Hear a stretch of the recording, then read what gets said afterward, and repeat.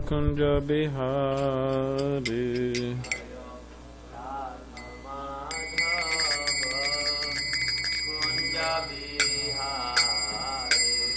Jai Radha Madhava Kunja Bihari.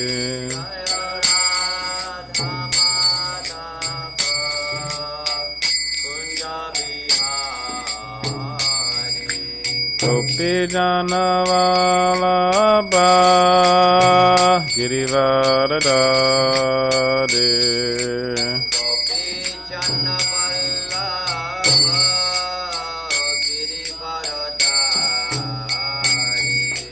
Gopi Jana Vallabha Girivaradari.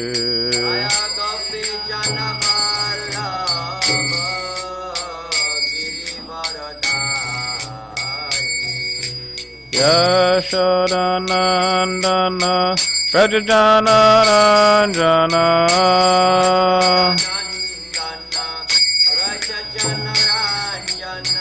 Yashodanandana Prajajana Ranjana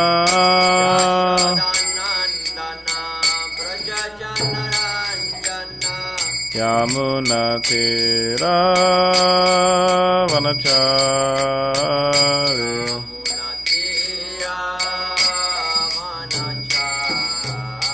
Yamuna Tira Vanachari.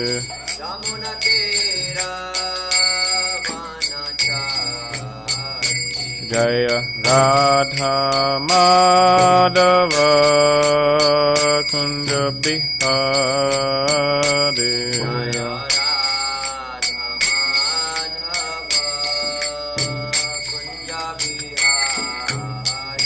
Jaya Radha Madhava Kunja Bihari.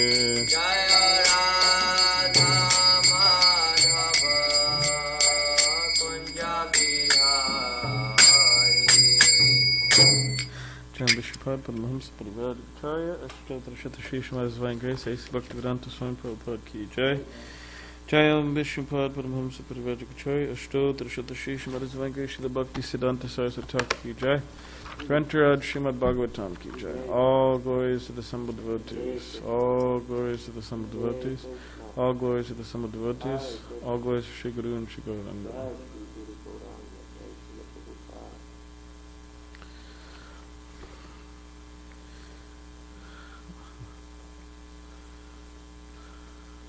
I forgot the book.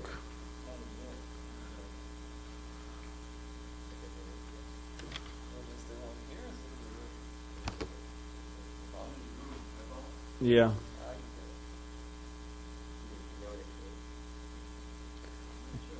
Yeah. Maybe I'll just read from somebody's phone or something.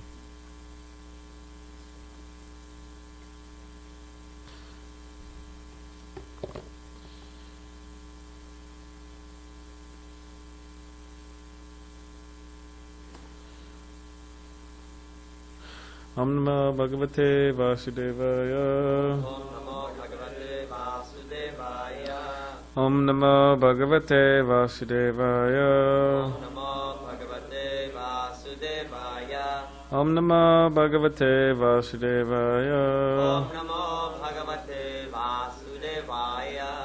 So, reading from Srimad Bhagavatam, Canto 4, entitled Creation of the Fourth Order. Chapter 5 is entitled what is it? Disruption? Frustration of...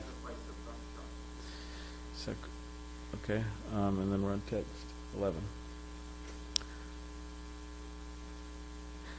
Amar shahitva tamasaya tejasam manyu plutam doniratyam brukutya Karala dangshabir udasta bhaganam Syat swastikim kopayato vidatuhu Amarshahidva tamasaya tejasam Manyu plutang dorniriksham brukutya Karalada dangshtabir udasta bhaganam Syat svastikim kopayato vidatuhu. Please chant.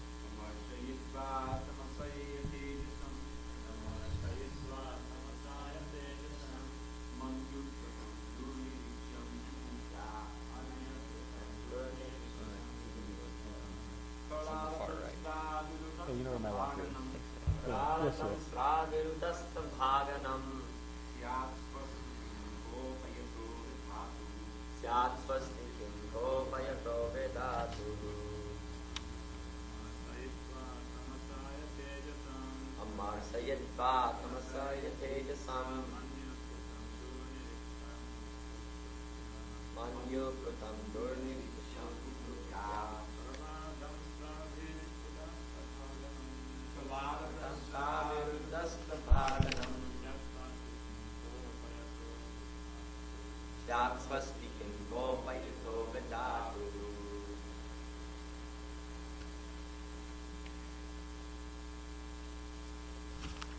Any other men? No? No other men? Okay.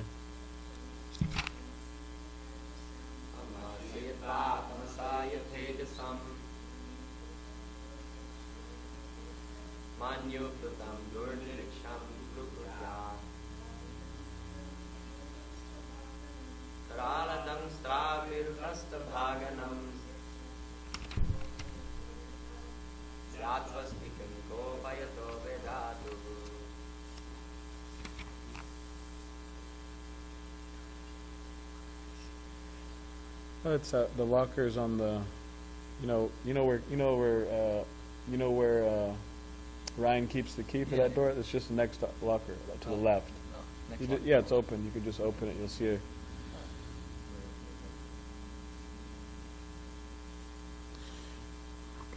Okay, word translation. Marshahidva. After causing to become angry. Tam. Him, Lord Shiva. So it's TAM, and there's no dot over the M in the word by word, right? Is that what yours says? Okay. Oh, you do take all those out. Okay. In the verse there is though. There's right here. I'm talking about this one. Oh, yeah, Tom. Oh, okay. Sorry. There's a lot of ums. Okay. So, there's a lot of sorry. Asaha tejasam. An unbearable effulgence. Manu plutam. Filled with anger. Durniksham. Not able to be looked at. Brukutya. By the movement of his brows. Kurala dangshrabihi. By his fearful teeth. Udastabhaganam. Having scattered the luminaries.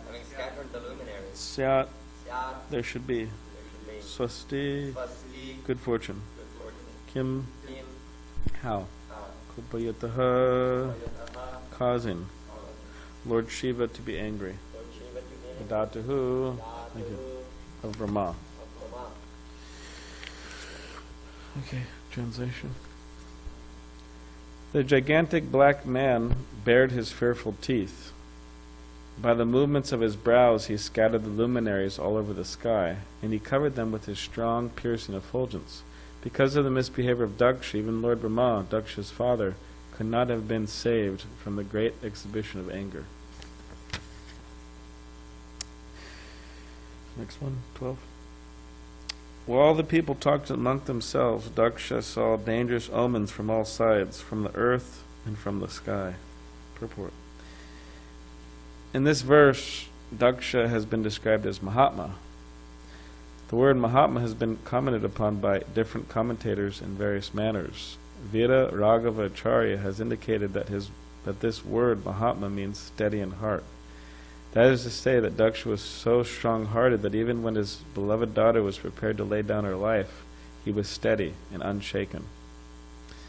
But in spite of his being so strong-hearted, he was perturbed when he saw the various disturbances created by the gigantic black demon. Vishwanath Chakravarti Thakur remarks in this connection that even if one is called Mahatma, a great soul, unless he exhibits the symptoms of Mahatma, he should be considered a Duratma, or a degraded soul. In Bhagavad Gita 9:13, the word Mahatma describes the pure devotee of the Lord. Mahatmanas tumam parta daivam prakritimashita. A Mahatma is always under the guidance of the internal energy of the Supreme Personality of Godhead. And thus, how could such a misbehaved person as Daksha be a Mahatma? A Mahatma is supposed to have all the good qualities of the demigods, and thus Daksha, lacking those qualities, could not be called a Mahatma. He should instead be called a Duratma, a degraded soul. The word Mahatma, to describe the qualifications of Daksha, is used sarcastically. Om Ganitabarandasya Garanjana Shalakaya Chakshuvan Navatamena Tasmai Shri Gurve Namaha Kam Karidavachalam Pangam Nangayate Garimba Kripatamham Vande Shri Gurunditanam Vancha Kapurabhisha Kripasanibhavacha Patitanam Pavanibhyo Vaishnavibhyo Namo Namaha Shri Krishna Chaitanya Prabhu Nityananda Shri Advaita Gadadhara Shri Vasudeva Gaura Bhaktivinoda Hare Krishna Krishna Krishna Hare Hare Hare Rama Rama Rama Hare Hare.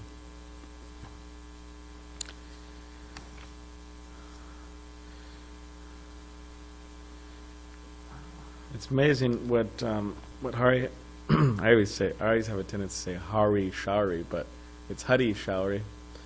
What he did is he traveled with Srila Prabhupada for a few years, and he compiled or wrote 5 books, transcendental diaries. Practically on every day he wrote something.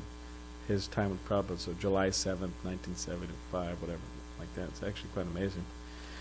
And there's so many wonderful exchanges and just what he wrote about Prabhupada. It's absolutely amazing. So if you haven't read those, you should read them. So,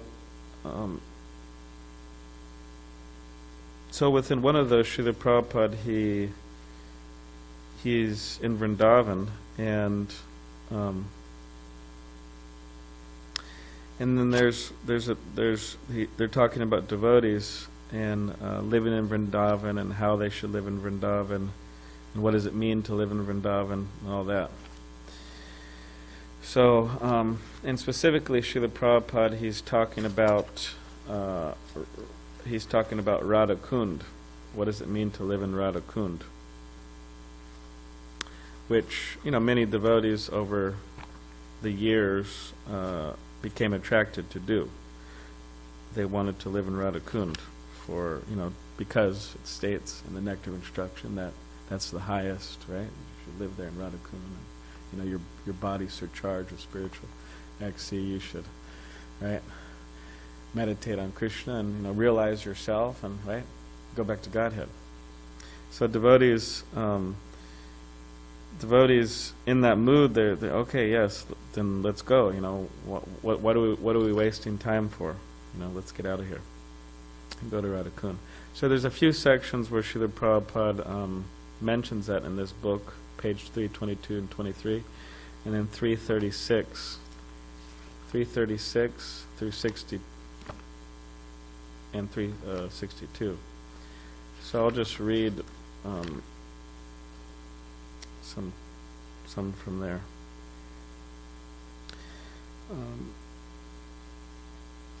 Just trying to think of which one to read.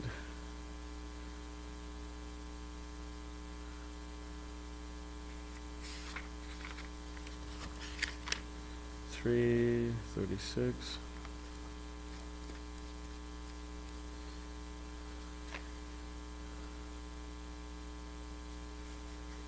All right. So in the first one, I guess I'll mention both of them. In the first one, Srila Prabhupada's devotees are speaking to Srila Prabhupada about one of Srila Prabhupada's disciples named Nitai Das, and Prabhupada's former servant. So in this book, Harisashari, he says that by mentioning specific names, he's not wanting to embarrass anybody or but he's saying that by writing these names, we could see how Srila Prabhupada dealt with particular individuals, and it's very instructive, even if the names are there. And that's said that in Bhaktivinoda Thakur's book, Bhakti Alok, which is his explanation on the Nectar of Instruction, the Upadeshamrita, Rupa Goswami's book, he says that because a lot of the times devotees may have a challenge balancing this idea, it says many times in Shastras we shouldn't criticize, right? But then again, we see many devotees criticizing. So what is it? What's happening here? Are those devotees who are criticizing just merely neophytes and, in other words, materialistic devotees who don't know what they're doing? Or is there some justification for criticism? And if you look at Srila Prabhupada, I've been listening to Srila Prabhupada's morning walks in Juhu specifically, and there's a Dr. Patel there. So if you want, you could look it up yourself, morning walks, Juhu Beach. Srila Prabhupada's walking on the beach, and he's just like, practically every morning walk, just like really hammering him, Dr. Patel. Because Dr. Patel has a bit of a, at least it seems at times, have a little bit of a Mayavadi leaning, impersonalist leaning. Prabhupada keeps on quoting, rascal and fool, and, namam duskritinam mudha, those who don't surrender, they're full. And so really, and Prabhupada's, saying it very strongly. So there's some humor to their going back laughing and this and that. But so anyways, in that book by Bhaktivinoda Thakur, he says that a teacher, for the purpose of instructing the people he's trying to teach, sometimes he may not use a particular name, but sometimes he may use a name. He actually may use a name of a particular person, another spiritual leader, or this or that. Why? To instruct. It's not because, it's not for any other reason. That's the idea. So, anyways, he's mentioning Nitai Das, Harishari. So, and Nitai Das was a devotee who was inclined, to learn Sanskrit and to teach and so many things like that. And now devotees saying that it was mentioned by Gopal Krishna and Harikesh Maharaj that he left with 4,000 rupees and was said to be now living in Radhakund. Prabhupada was a little disgusted. Just see. One of the devotees added, one boy came from Bombay. He told me Nitai said, if I leave, I have to go. Prabhupada shook his head. Then he's at Radhakund. He has taken 4,000 rupees and gone to Radhakund. This is his taste. Sit idly and become famous as a very good scholar. Rupa Vilas said that Nitai did not attend many classes, nor even teach very often. Prabhupada curled his lips a little in dissatisfaction. Restless, that's all. Mind not fixed up, restless. Now what he'll do with that 4,000 rupees? It is very good program. If I get some thousands of rupees and sit down at Radhakund and eat, that is very good idea. Gopal Krishna said he thought they could find him. Prabhupada, however, said it wasn't a question of finding him. That is not difficult, but what is his mentality? Why has he gone to Radhakund if he was teaching here? So he's teaching at Vrindavan. You cannot rely upon him. Prabhupada paused for a second and then said, Radharani's place. If anybody thinks that it is very easy to remain in Radhakund, the topmost place, Rupa Goswami has spoken. He must speak about Radhakund, but what he has spoken about other things. So he's mentioning Rupa Goswami has spoken about Radhakund in the Nectar of Instruction, because he has to. But what did he speak about other things? In other words, the first few verses. Atyahara prayasascha prajalpaniyamagraha janasangascha lalam cha shadbir bhakti vanashuti. So devotees have been, Trivida Prabhu has been giving classes on Nectar of Instruction. So I think we're on Atyahara, Parasascha, right? Or maybe we just finished? Okay, we just finished. So that means overeating, over-collecting, talking prajalpa, following the rules and regulations mechanically or not following them. Janasangas, associated materialistic people, being greedy for mundane achievements, and this just destroys bhakti. So he's saying that, okay, he went to Radhakund, all right, but what about those instructions? What about the preliminary instructions? So Radhakund, you will live Radhakund, one who is topmost devotee, and if he mixes with third-class devotee, how is he fit for living in Radhakund? There is no difference between Radhakund and Radharani, so how you can jump over Radharani? Radhakund and Radharani non-different. How can you enjoy Radhakund by swimming? It's not a place of exercise. You don't go to Radhakund to exercise your muscles by swimming. You cannot touch with your feet even Radhakund. You can take a little water and keep it on the head. That is respectful to Radhakund. Of course, things are going on like that, but strictly speaking, Radhakund should be respected as Radharani herself. That is Radhakund consciousness, highest Radhakund consciousness. And if you want to live in Radhakund, then why he has taken 4,000 rupees from Giriraj, from Bombay. So anyways, it goes on. So, and then Srila Prabhupada, later, he's continued to talk about Radhakund. And there was another boy who went to Radhakund. His name was Richard. Richard at Radhakund.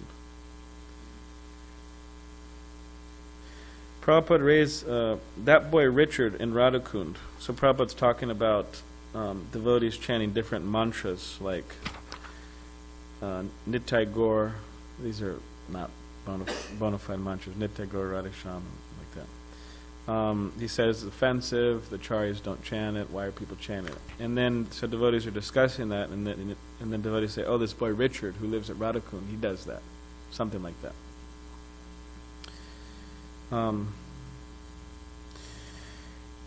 He was referring to a tall, thin New Yorker liked by Srila Prabhupada and many devotees for his humble attitude, who has been living in Radhakund for quite a long time. Prabhupada shook his head in disapproval. Yes, Radhakund Richard. You know Radhakund Richard? Oh, really? Okay. Prabhupada shook his head in disapproval and sympathy. Is he still there? Radhakund Richard? Hmm. Well, hopefully he's in a good place. Prabhupada shook his head in disapproval and sympathy. Rascal. That is his bad association. Therefore I say don't follow these so-called Radhakund Babajis. Narakund Babaji.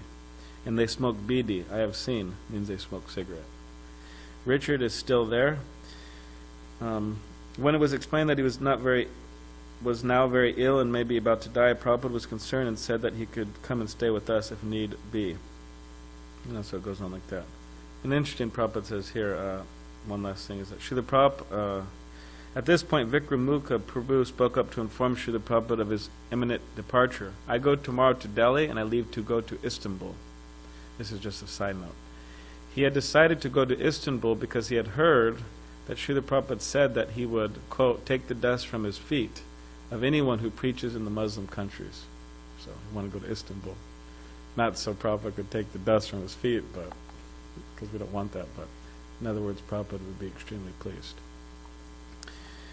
So Narakund Babaji, when Prabhupada says Narakund Babaji, Triveda Prabhu, he's referring, because Nar is like hell, yeah. Hell Kund Babaji. So you're not at Radhakund, you're at the Hell Kund.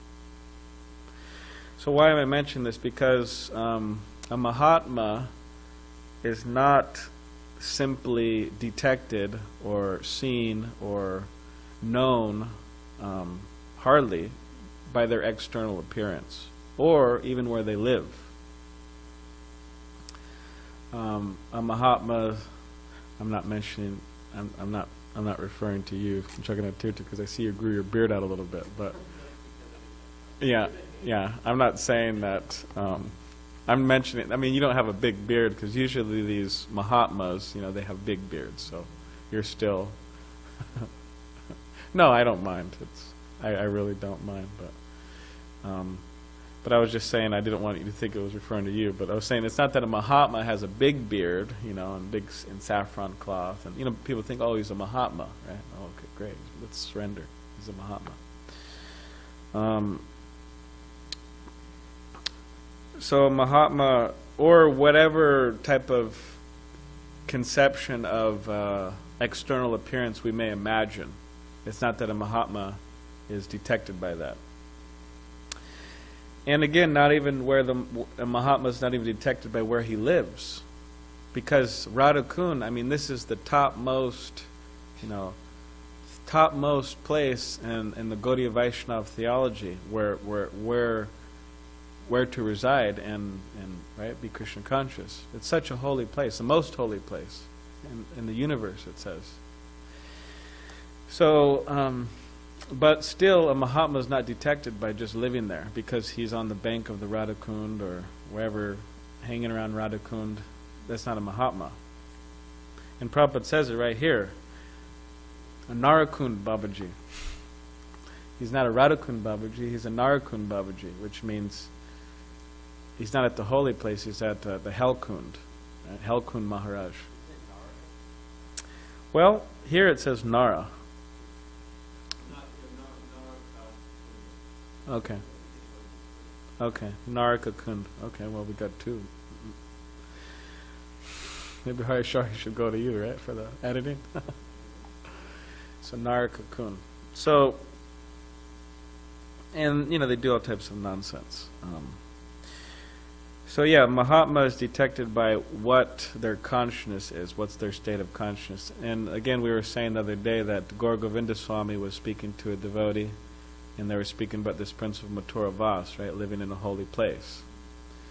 And, so, of course, devotees love living in holy places. Who doesn't want to live in a holy place?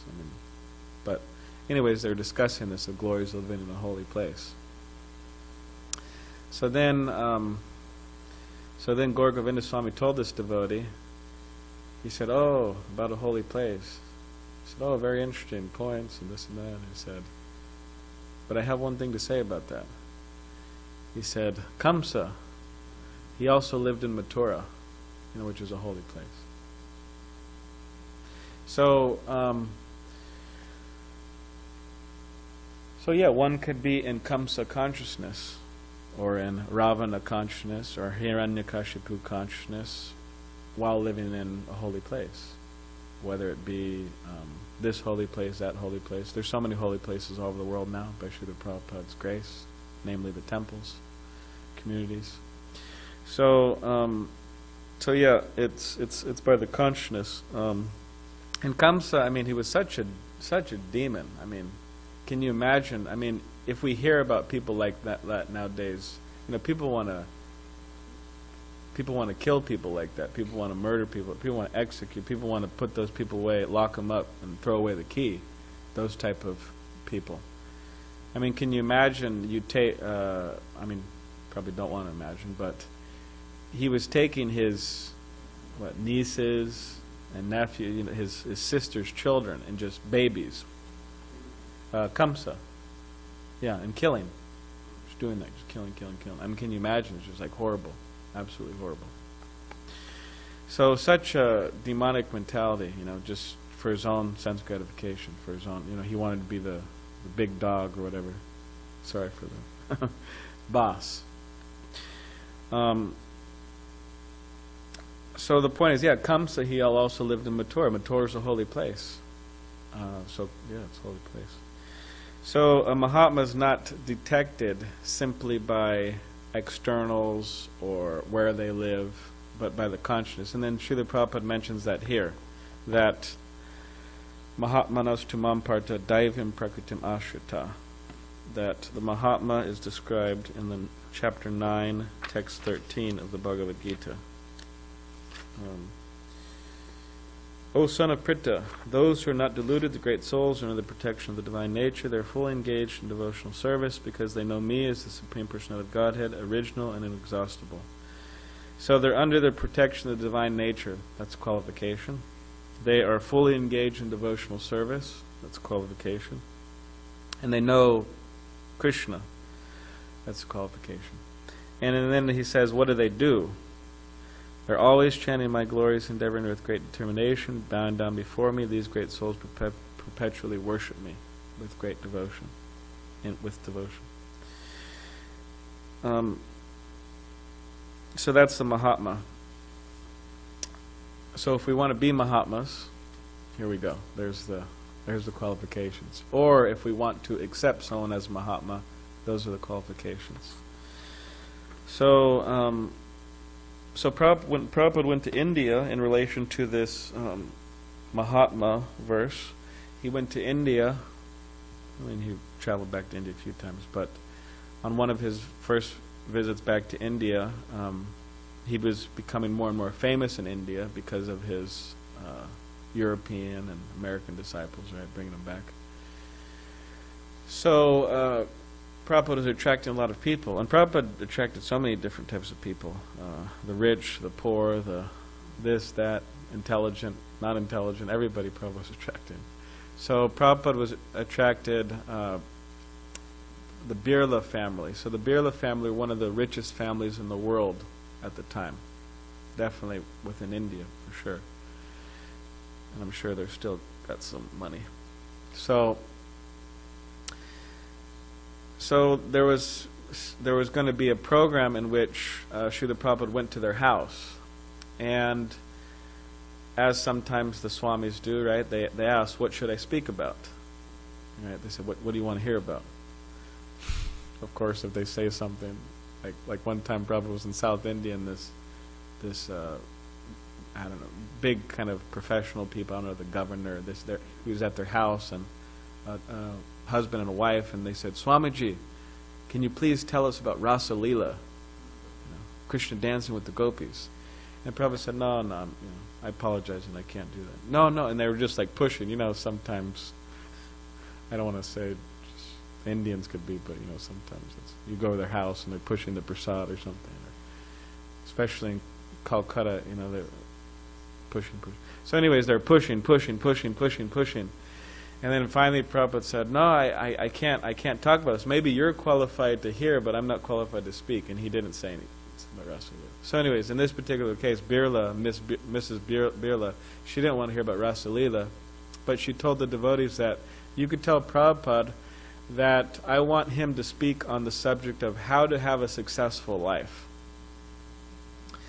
So now, from most people's perspective, they think, like a lot of people's perspective, they think, well, she seems pretty successful. I mean, she's one of the richest women in the world, and besides from that, they have some culture and some piety and some religiosity, and like good people overall.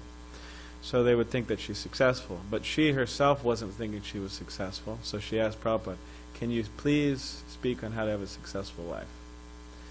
So then Srila Prabhupada agreed, and then he went to their house, and he read from the Bhagavad Gita, and he quoted this verse, Mahatmanas tumam parta daivam prakritamashruta, that the Mahatmas under the protection of the divine energy, right, like that, like we just read. And then Prabhupada went to explain that this is the success of life, that you transfer yourself from the material energy to the spiritual energy. You're no longer under control of the modes of material nature. Passion's not ravaging you. Ignorance isn't, knocking you over the head and making you a fool. And good, he didn't say that, I'm saying that, but goodness is, you're not comfortably complacent in the mode of goodness, but you're in Krishna conscious, Shuddha Sattva, right? So that's what Prabhupada said. You transfer from material energy to the spiritual energy. And then he said, and what is the spiritual energy that's being referred to in this verse? Mahatmanas tumam daivim prakritam. He said, Srimati Radharani. So you come into the shelter of Srimati Radharani. So at present, we're in the shelter of Durga, the bad shelter, Durashaya, the bad shelter. And he said that Durga, she's riding on her, what is it, lion? Tiger? Tiger. She's saying, okay, tiger? Okay, tiger. So she's riding on her tiger, she has so many arms, and she has so many different weapons. She has the trident with the 3 prongs, right?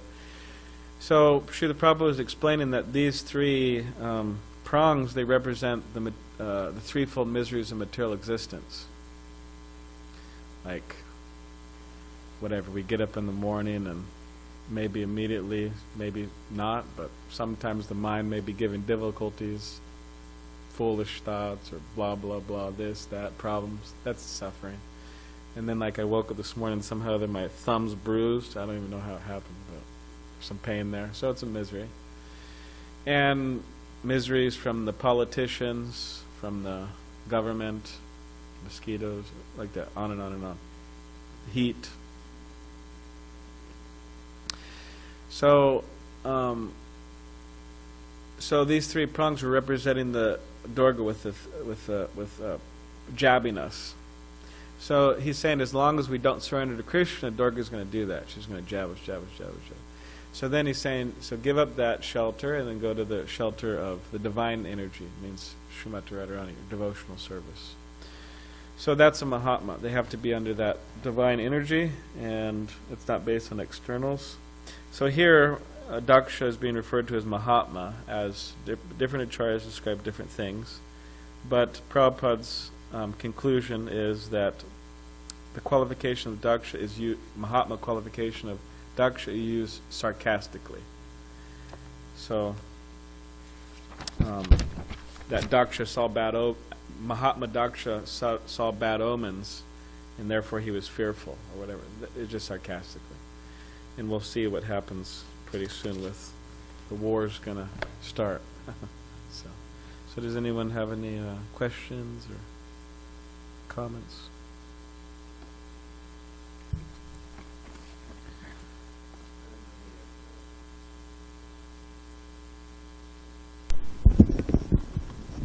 I think you're talking about the same personality, Richard, who, when I joined the temple in Brooklyn, shortly thereafter, they had this thing called the gallery. And that was where they had the paintings, and they also had a little stage in there, and they put on plays. It was very nice upstairs on the second floor. So he had been a Madison Avenue executive in Manhattan or something. He had some money. And he got attracted to Prabhupada, to Krishna consciousness. So he gave a substantial donation by which they were able to purchase that building in Brooklyn. So when he got this idea that he was going to go to Radhakund, he wanted to stay in the temple. But he didn't want to do any service. He just wanted to stay in the temple. So I remember him, hour after hour, he would be walking around in that. They had Tulsi set up in that gallery, and he was just walking around doing, chanting Hare Krishna, Hare Krishna. And then he disappeared. He went to Radhakund, and many years later, he wrote a book on the holy name. Compilations mostly from Prabhupada's books. And he got initiated? He didn't get initiated in ISKCON. Oh, okay. Yeah. But he just we didn't. One of the things was that came out that I think other devotees went to Radhakund. You see this book, Nectar of Instruction, that we had, Upadeshamrita. This is just you see the importance of editing. How one word can make a big difference. So that book was bouncing around in manuscript form for quite a while. It was at least a year without being published. And since I was part of the press, I was able to read it, So as you may know, at the end, there's a glorification of Radhakund. The last verse is all about, how it's the most important place, the best place. And in the purport there, what you read now is that staying on the bank of Radhakund and taking a bath every day is a most important element of devotional service. But what that manuscript said was the most important. And I think devotees may have gotten a hold of that manuscript, and some of them said, well, this is it. Prabhupada said right here, and they went off. And the difference was D and A? Yeah. Pretty big difference. So that's the way it was. It may have been mistyped or whatever, anyway. But and he wrote this book. He lived near the Kansas City temple for a long time. After Radhakund? Yeah. This was in the early aughts, And in fact, I have a picture of him. When I stayed there in 2000, Dhanavir Maharaj asked me to stay. He used to go traveling. He would ask some senior devotees to stay and spend a few weeks there, And he was around, and he came, and we had a group picture, and he's there in the picture. I can show you if you want. So he's still a devotee? He's a devotee. He's older now. I mean, this is a few years ago. I haven't heard of him lately. He may have been ill, But I think he settled up in Vancouver somehow. Oh, okay. Yeah, didn't stay in.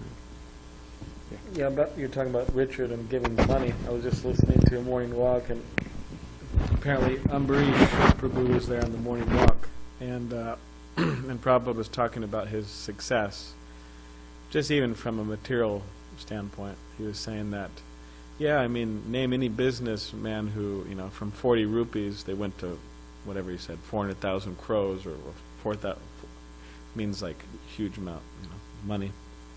And then he said, yeah, that's within such a short time. And then Ambarish Prabhu was there, and he said, and Prabhupada was calling him Ambarish Maharaj. I guess he used to call him Ambarish Maharaj. And he said, yeah, and Ambarish Maharaj, he's here, and, I ask him for any amount, and he'll give it to me. And they're all laughing, devotees are laughing. And then Prabhupada said, he'll even give me his whole Ford company, Prabhupada's laughing.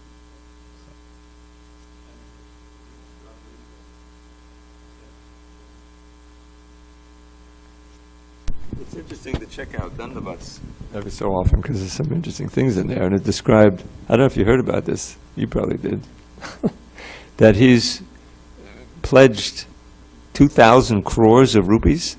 Now, a rupee is not worth that much. It's 70 to $1 now. I looked and checked. Yeah, it's up to 70, which is not much more than a penny. But 2,000 crores, the crore is 10 million. You multiply that in 2,000, you're up into the billions of rupees. And I multiplied it out, that's over $250 million. I had no idea he had access to that much Lakshmi. But to build like a Disneyland thing in Mayapur, in conjunction with the government, it's like a whole new expansion of that, isn't it? I mean, it's. What are they talking about building? Is this like outside of the Vedic planetarium, something? Yeah. The temple is going to be what it is. But like Disneyland with rides, all Krishna theme park. Oh, really? Yeah. I mean, the government finally realized this could be a huge moneymaker. People can come from all over the world to speak of India. I mean, they're already going to do that, but you'll have a whole other character of people coming, So that'll go on, I'm not going to see that. I'll be like if I see the temple. Is the money for the temple already raised? Or it's still... Oh. Yeah, he's given a certain amount for that. I don't think he's giving any more. Okay. But it's very important that the money stay current, because if they stop the construction, it'll cost millions to start it up again. Oh. So they have to make sure they have enough. So they have a lot, but still fundraising's happening. Yeah. Okay. So I think at this point, if there was some problem, the government would step in. They see the advantage of it. How many more years? Like 5 years? 22. Another 4 years. Another 4 years? That's what they're saying, huh? 18, 19, 20, 21, 22. Yeah, you look at you said that they had that Prabhupada movie we saw last night. The two VPs quite up in that photo. Yeah. So you'll be 76 then? 4 years. Oh, you'll be 74. Really? Well, in 2022? Yeah. Yeah, I'll turn 75 at the end. Oh, okay, 75. All right. Okay, Grantaraj Srimad Bhagavatam ki jai.